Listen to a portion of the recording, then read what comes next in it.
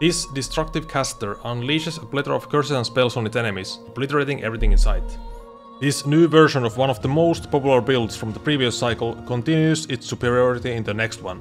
Welcome to the Maxroll channel, I'm your host Volca, and this is my Torment Warlock guide for last Epoch, cycle 1.1.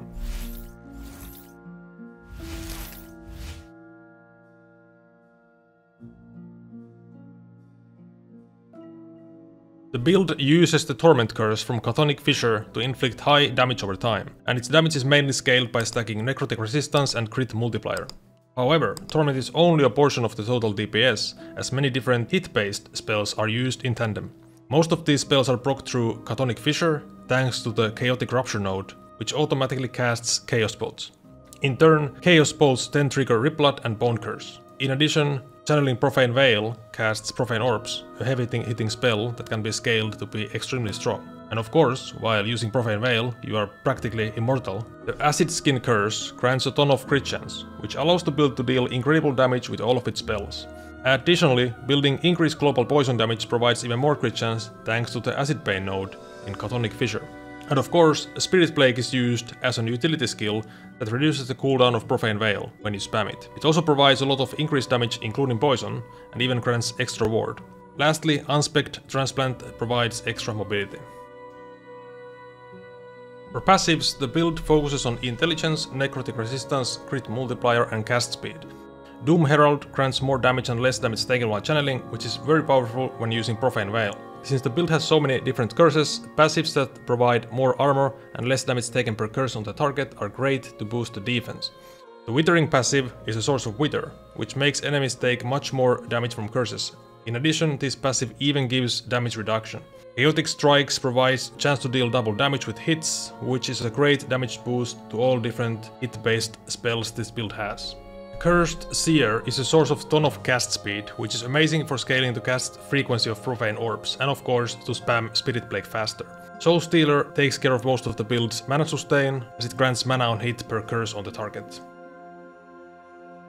When gearing, look for items that have Necrotic Resistance, Crit Multiplier, Cast Speed and Intelligence.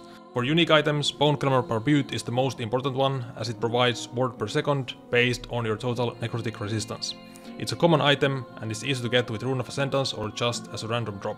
Arena's Lost Soul, unique wand, grants the build a ton of damage and cast speed, while the Twisted Heart Relic does the same and also adds a ton of tankiness in form of armor and ward. Mortality's Grasp, a pair of unique gloves, provides Mark for Death on hit, a curse that reduces the resistance of enemies, increasing damage. For idols, focus on Necrotic Resistance and then get increased duration for Profane Veil to channel it for longer. Idols can also roll flat curse spell damage, so keep an eye out for those. Additionally, you can snapshot idols that have the stat increase poison damage while Aura of Decay is active to get the extra crit chance from Acid Skin. Equip the idols and turn on Aura of Decay, then even when you take off the idols, the increased poison damage will stay as long as Aura of Decay is active.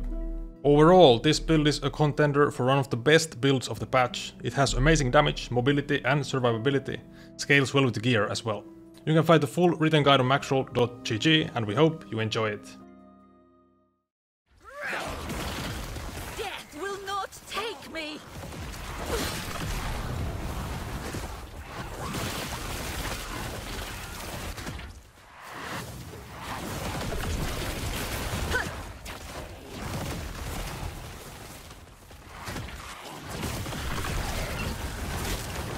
Will not take me.